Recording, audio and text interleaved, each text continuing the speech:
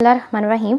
अस्सलाम वालेकुम। जैसे कि आपको पता है कि हमने लास्ट लेक्चर में complex regional pain syndrome discuss किया था, तो आज हमने उसकी डिस्कस करनी थी स्टेजेस और मैनेजमेंट। तो वो डिस्कस करने से पहले मैं आपको एक क्विक रिव्यू दे दूँ ताकि आपको आगे जो इसकी मैनेजमेंट है वो समझने में जो है वो आसानी हो जाए। सो हमने लास्ट लेक्चर में इसके CRPS की डेफिनेशन डिस्कस की थी, इसके कॉजेज़, इसकी टाइप्स डिस्कस की थी, फिर उसके बाद हमने डिस्कस किया था इसके साइन एंड सिम्टम्स। तो आपको इसका मेन बताने का मकसद ये है ताकि आप ये साइन एंड सिम्टम्स एक दफ़ा से दोबारा रिकॉल कर लें। जिसमें हमने बात की थी कि ऑटोनॉमिक सिम्टम्स आते हैं, जिसमें हमारे पास सूडो मोटर थे, वेजो मोटर था जिसमें कलर चेंजेस थी, टेम्परेचर चेंजेस थी, मोटर चेंजेस थी जिसमें ट्रॉफिक, इसके अलावा ट्रॉफिक चेंजेस थी, और सेंसरी में हमारे पास था एलोडाइनिया और हाइपरएल्जीजिया या फिर हाइपरेस्थीजियास। ये सारी चेंजेस थी। तो मतलब इसके अकॉर्डिंग हमने आगे इसको मैनेज भी करना है। ठीक हो गया। तो सबसे पहले हम डिस्कस करते हैं इसके स्टेजेस। इसकी हमारे पास 3 स्टेजेस होती हैं, स्टेज 1, 2 एंड 3। जो स्टेज 1 है इसको हम कहते हैं एक्यूट रिवर्सिबल स्टेज या फिर वार्म फेज़। इसको हम कहते हैं warm phase, acute warm phase. जो स्टेज 2 है इसको हम कहते हैं डिस्ट्रॉफिक स्टेज और या फिर वेजो कंस्ट्रिक्शन स्टेज। फिर यहाँ पर जो स्टेज 3 है उसको हम कहते हैं एट्रोफिक स्टेज। अब अगर हम इसके ड्यूरेशन को डिस्कस करें तो जो स्टेज 1 है वो 3 वीक्स टू 6 मंथ्स है उसका ड्यूरेशन, और जो स्टेज 2 है उसका 3 मंथ्स टू 6 मंथ्स है, और जो स्टेज 3 है उसका ड्यूरेशन है हमारे पास 6 मंथ्स टू 1 ईयर। अब हम डिस्कस करते हैं सबसे पहले स्टेज 1। अब जो हमारे पास स्टेज 1 है इसके अंदर क्या होता है कि जब भी इंजरी होती है ना, तो after the injury with in a days ये हमारी स्टेज 1 जो है वो स्टार्ट हो जाती है। After injury with in a days ये हमारी स्टेज जो है ये स्टार्ट हो जाती है। ठीक है। और उसके बाद इसका जो मेन प्रीडोमिनेंट फीचर है ना वो पेन है। इसके अलावा हमें कैसे पता चलेगा स्टेज 1 है, तो उसके जो अगर हम फीचर्स देखेंगे तो उसकी जो स्किन होगी वो वार्मथ होगी, मतलब रेड होगी, एडिमा होगा, एरिथमेटस होगी। इसके अलावा rapid nail growth,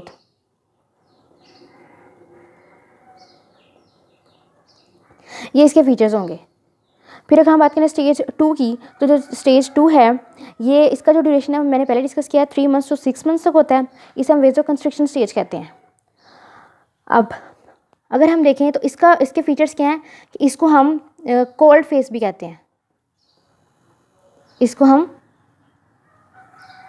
cold face भी कहते हैं। क्यों? क्योंकि इसके अंदर जो हमारे पास स्किन है उसमें तो रेड थी, एडिमा था, एरिथमेटस थी, वार्मथ थी स्किन। जबकि कोल्ड फेस में क्या होती है, जो स्किन है वो कोल्ड होती है। इसके अलावा इसके जो सिम्टम्स है ना वो एग्जैजर्बेट करते हैं, मीन्स इसके सिम्टम्स जो है वो एग्रावेट करते हैं विद कोल्ड वेदर्स। इसके सिम्टम्स जो है वो एग्रावेट करते हैं विद कोल्ड वेदर्स। ठीक हो गया। और इसके अलावा इसके अंदर ब्रिटल नेल्स होते हैं। उसमें तो रैपिड नेल ग्रोथ हो रही थी, इसमें ब्रिटल नेल्स हो गए। और इसके अलावा देखा जाए तो इसके अंदर हमारे पास जो सिंपैथेटिक एक्टिविटी है ना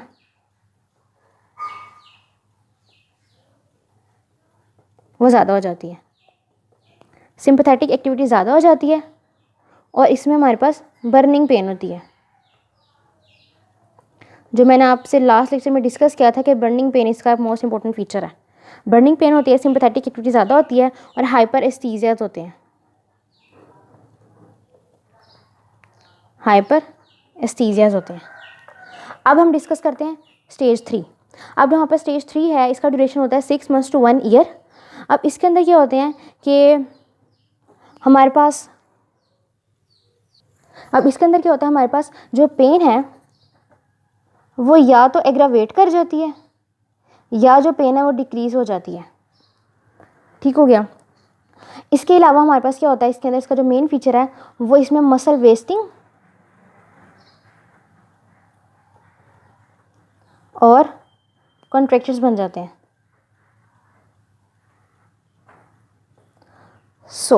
ये थी हमारे पास स्टेजेस। हाँ, इसके अलावा इसमें हमारे पास जो है रिकवरी, ग्रेजुअल रिकवरी भी होना शुरू हो जाती है आहिस्ता आहिस्ता।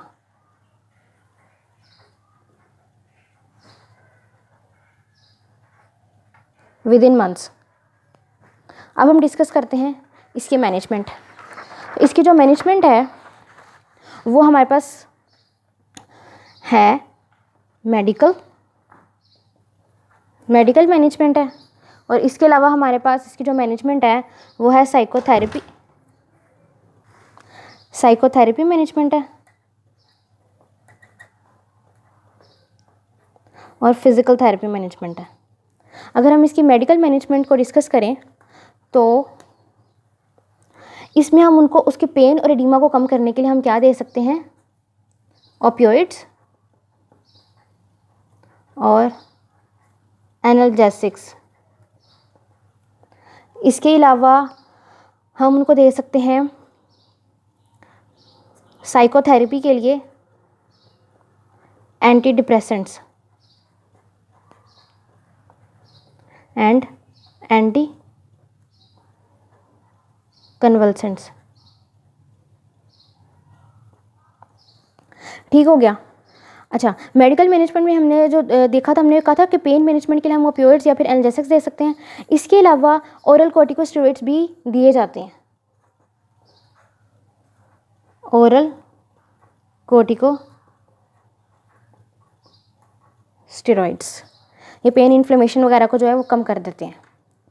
अब हम डिस्कस करते हैं फिजिकल थेरेपी मैनेजमेंट, जो कि इसकी मोस्ट इंपॉर्टेंट है। फिजिकल थेरेपी मैनेजमेंट में हमारे पास स्टेज 1 के लिए आसी है और स्टेज 2 एंड 3 के लिए आसी है। अब सबसे पहले हम डिस्कस करें अगर इसके गोल्स, तो हमारे पास जो स्टेज 1 है इसके गोल्स में हमारे पास आ जाता है सबसे पहले उसकी पेन और एडिमा को रिलीव करना है। जैसे कि मैंने आप लोग को बताया था कि इसके अंदर एक्चुअली पिक्चर क्या होती है पेशेंट की, कि उसको पेन होती है, बहुत ज़्यादा बर्निंग पेन होती है, उसकी स्किन जो है वार्मथ होती है, एडिमा होता है, काफ़ी ज़्यादा इन्फ्लेमेशन हुई होती है, उसकी जो मोबिलिटी है वो काफ़ी ज़्यादा डिक्रीज़ कर जाती है, मसल परफॉर्मेंस जो है वो उसकी इम्पेयरमेंट आ जाती है। फिर मैंने आपसे डिस्कस किया था कि इसके अंदर जो मोटर चेंजेस थे ये वाले, और इसके अलावा इसमें हमारे पास सेंसरी चेंजेस थे, एलोडाइनिया था कि इसमें जो पेन है एलोडाइनिया और हाइपरेस्थीसिया। अगर मैं आपको बताऊं तो हाइपरेस्थीसिया का होता है कि पेन जो है वो काफ़ी ज़्यादा हो जाती है, पेन जो है एक्सेजरेट कर जाती है, और जो एलोडाइनिया है उसमें क्या होता है एक नॉर्मल स्टिमुलस जो होता है ना, जिसकी वजह से नॉर्मली हमें पेन नहीं होती, जिस तरह टच हो गई कोई दूसरा स्टिमुलस, तो नॉर्मल स्टिमुलस की वजह से भी पेन होती है, इसे हम कहते हैं एलोडाइनिया। अच्छा, तो इसके अलावा इसको हम ट्रीट करेंगे। तो ये जो सारे साइन एंड सिम्टम्स मैंने आपको पीछे बताए इस वजह से बताए ताकि हम इनको ईजिली ट्रीट कर सकें। सबसे पहले हम ट्रीट करेंगे उसकी पेन और एडिमा को। पेन और एडिमा को ट्रीट करने के लिए हम मोडेलिटीज़ अप्लाई कर सकते हैं। मोडेलिटीज़ जैसा कि हम टेंस अप्लाई कर सकते हैं, इसके अलावा आइस और हॉट पैक अप्लाई कर सकते हैं, और इसके अलावा पेन और एडिमा को कम करने के लिए हम एलिवेट कर सकते हैं और कंप्रेशन अप्लाई कर सकते हैं। कंप्रेशन डिवाइसेस जो हैं, न्यूमेटिक कंप्रेशन डिवाइसेस वो यूज़ कर सकते हैं, कंप्रेशन पंप्स यूज़ कर सकते हैं ताकि जो उसका एडिमा है वो रिलीफ हो जाए, और एलिवेशन से भी जो उसका एडिमा है वो कम हो जाए। इसके अलावा हम मसाज कर सकते हैं, रेट्रोग्रेड मसाज। ठीक हो गया। अब उसकी मोबिलिटी इंक्रीज़ करने के लिए हम उसकी क्या करते हैं, अगर हम हैंड्स की बात करें तो हैंड्स के लिए हम उनकी जो ग्रेजुअल एक्सरसाइजेज हैं, रेंज ऑफ मोशन है वो करवाएंगे। तो हम उसे रेंज ऑफ मोशन करवाएंगे, इसमें हम उसको एक्टिव मोशन करवाएंगे, ठीक है, एक्टिव मसल कॉन्ट्रैक्शंस करवाएंगे। और इसके अलावा अगर हम हैंड्स की बात करें तो इसमें हम क्या करवा सकते हैं, टेंडन ग्लाइडिंग करवा सकते हैं। और अगर हम बात करें फीट्स की तो उसके लिए हम क्या करवा सकते हैं कि उनकी हम वेट बेयरिंग करवाएंगे, वेट शिफ्टिंग करवाएंगे, और इसके अलावा उसको हम फर्दर प्रोग्रेस करेंगे और बैलेंस एक्सरसाइजेस करवाएंगे। इसके अलावा हम टॉवल कर्ल्स भी यूज़ कर सकते हैं, और एक्वेटिक थेरेपी भी बहुत ज़्यादा यूज़ होती है इसके लिए, इसकी मैनेजमेंट के लिए, इसकी मोबिलिटी को इंक्रीज़ करने के लिए। ठीक हो गया। फिर आता है हमारे पास third point, correct sensory motor incongruence. अब सेंसरी मोटर जो कॉन्ग्रुएंसी है इसको अगर हमने इम्प्रूव करना है, क्योंकि हमें पता है इसके अंदर जो सेंसराइजेशन है वो काफ़ी ज़्यादा हो जाती है, और जो हमारा सेंसरी मोटर सिस्टम है उसमें भी डिस्टर्बेंस आ जाती है। तो उसकी कॉन्ग्रुएंसी को इम्प्रूव करने के लिए हम क्या करते हैं, एक इसमें थेरेपी हम यूज़ करते हैं जिसे हम कहते हैं मिरर थेरेपी। अब मिरर थेरेपी में एक्चुअली करते हैं क्या है कि फॉर एग्जांपल मैं आपको एक्सप्लेन करती हूँ कि फॉर एग्जांपल ये हमारे पास जो है ये मिरर है, ठीक है। अब इसमें होता क्या है कि ये एक बॉक्स होता है, फॉर एग्जांपल ये हमारे पास बॉक्स है, ठीक है, ट्रायंगल शेप बॉक्स होगा। इसके यहाँ पे जो है मिरर लगा होगा और यहाँ पे हमारा जो अफेक्टेड लिम्ब है ना उसको हम यहाँ पे प्लेस कर देंगे, ठीक है, और हमारा जो नॉर्मल है उसको हम यहाँ पे रख देंगे, ठीक हो गया। अब क्या होगा कि हमारा ये जो अफेक्टेड है वो इस साइड पे है और जो मिरर के इस साइड पे ये हमारा नॉर्मल है, ठीक है, अनअफेक्टेड। अब हम जब भी इसको मूव करेंगे तो ये जो मिरर है इस साइड पे हम इसकी रिफ्लेक्शन को देखेंगे। अब पेशेंट को हम क्या कहेंगे कि अपना जो नॉर्मल है इसको वो मूव करे।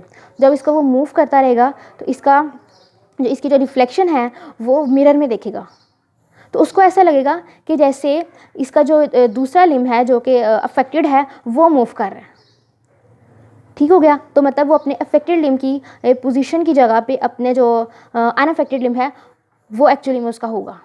तो ये हमने उसको फील करवाना है। लेकिन हाँ ये याद रखें कि वो ये करते वक्त उसने कोई ज्वेलरी पहनी हुई है या कोई भी उसने जो चीज़ पहनी हुई है वो वॉच वगैरह कोई ज्वेलरी है तो वो उसको उतार देगा, ताकि इस तरह जो है ना ब्रेन उसको सही तरीके से रिकग्नाइज़ नहीं कर पाएगा, ठीक हो गया। तो ये हम मिरर थेरेपी करते हैं। फिर आहिस्ता आहिस्ता जो है वो अपनी जो है पहले इसको अपनी हैंड को जो मूव करेगा, आहिस्ता आहिस्ता अपनी मूवमेंट जो इंक्रीज़ करता रहेगा, मिरर के ऊपर भी अपना मूव कर सकता है और फिर आहिस्ता आहिस्ता, लेकिन जो उसका दूसरा जो अफेक्टेड लिम्ब है वो उसको वहीं पर रखेगा स्टिल, लेकिन आहिस्ता आहिस्ता हम उसको भी आहिस्ता आहिस्ता उसकी भी हम मूवमेंट करवाएंगे जैसे जैसे जो है कंडीशन वो प्रोग्रेस करती जाएगी। तो ये थी हमारी मिरर थेरेपी। अच्छा, अब इसके बाद आता है हमारे पास improve muscle performance. Improve muscle performance, जैसा कि हमने पीछे कहा था कि इसमें जो मसल परफॉर्मेंस है वो भी कम हो जाती है। तो मसल परफॉर्मेंस को इम्प्रूव करने के लिए हम क्या करते हैं, एक्टिव लोडिंग और डिस्ट्रैक्शन।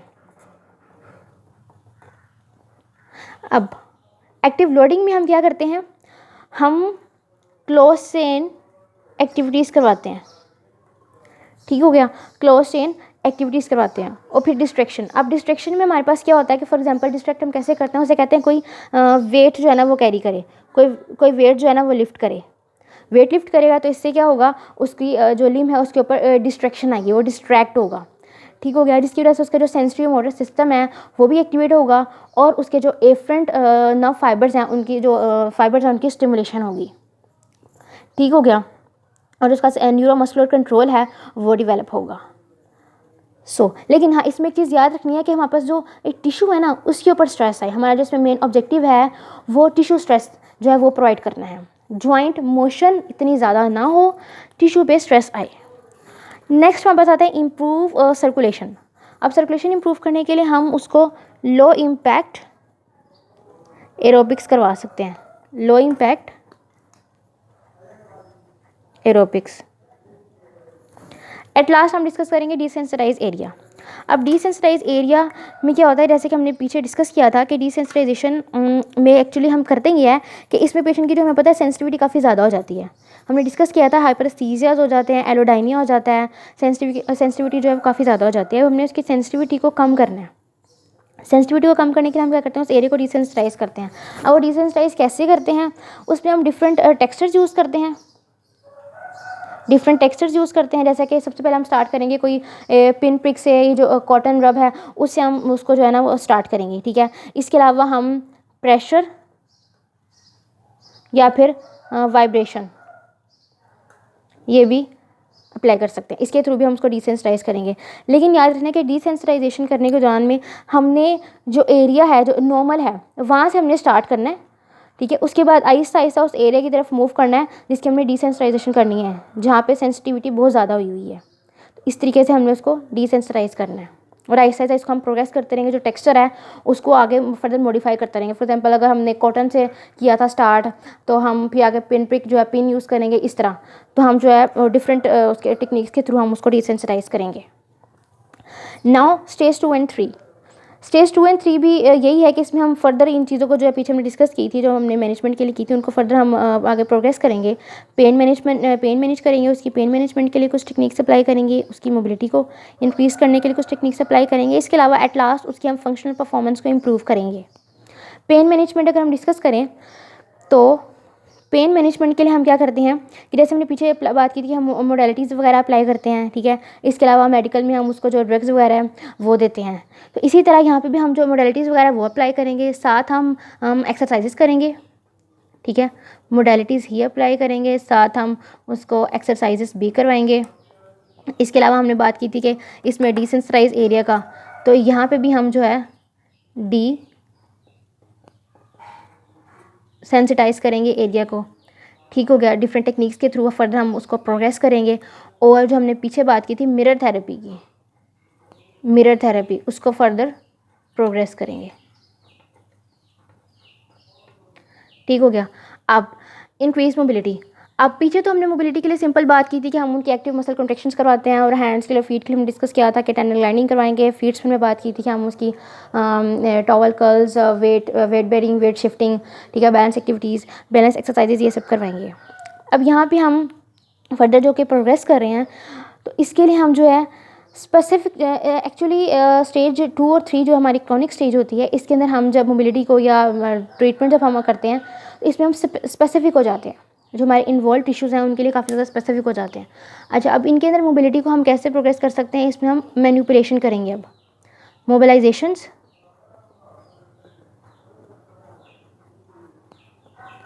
And joint manipulations.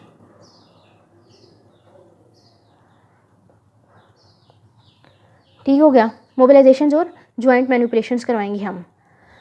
इसके अलावा जो हमारे पास सॉफ्ट टिश्यू मोबिलाइजेशंस हैं, वो सॉफ्ट टिश्यू मोबिलाइजेशन मैनिपुलेशन वो भी करवाएंगे। Soft tissue mobilization and manipulation भी करवाएंगे, और न्यूरो मोबिलाइजेशन भी करवाएंगे। जिस तरह हमने पीछे भी डिस्कस किया था नर्व ग्लाइडिंग का, टेंडन ग्लाइडिंग का डिस्कस किया था, तो हम यहाँ पे अब नर्व ग्लाइडिंग भी करवाएंगे, न्यूरो मोबिलाइजेशन भी करवाएंगे, और एट लास्ट हम स्ट्रेचिंग भी करवाएंगे, passive and self, passive and self stretching. इसके अलावा लास्ट पे आ जाता है हमारे पास इम्प्रूव फंक्शनल परफॉर्मेंस। अब इम्प्रूव फंक्शनल परफॉर्मेंस में सिंपल ये है कि हमने अब जो पीछे सारे जो मैं पेन थी, एडिमा था, जो भी मतलब परफॉर्मेंस है, उसको हमने इम्प्रूव कर लिया। जो एरिया था उसको हमने डिसेंसिटाइज कर लिया, उसकी मोबिलिटी को हमने इंक्रीज़ कर लिया। अब एट लास्ट उसकी जो स्ट्रेंथ है, एंड्योरेंस है, ये सब अब इनके ऊपर हम काम करेंगे। तो इसमें हम प्रोग्रेस करेंगे उसकी स्ट्रेंथ,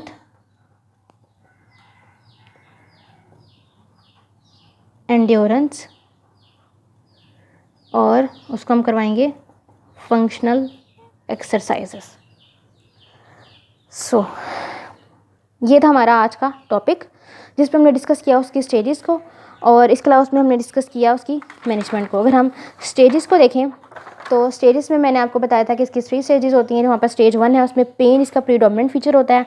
इसमें जो स्किन होगी वो उसकी रेड होगी, इसमें एडिमा होगा, एडिमेटिस होगी, और रैपिड नेल ग्रोथ होगी। जो स्टेज 2 है, जिसे हम कोल्ड फेस कहते हैं, इसमें ऐसा ऐसा जो टेम्परेचर है वो कम होना शुरू हो जाता है, लेकिन पेन और डिसेबिलिटी जो है वो परसिस्ट करती है, और स्किन जो है वो कोल्ड होती है। कोल्ड वेदर में जो कंडीशन है वो फर्दर एक्सरबेट करती है, इसमें बर्निंग पेन होती है। तो वहाँ पर स्टेज 3 है, उस पर मैं डिस्कस किया था, इसमें मसल वेस्टिंग और कॉन्ट्रैक्शंस बनना शुरू हो जाते हैं, लेकिन आहिस्ता आहिस्ता जो कंडीशन है वो ग्रेजुअली फिर रिकवर भी होना शुरू हो जाती है।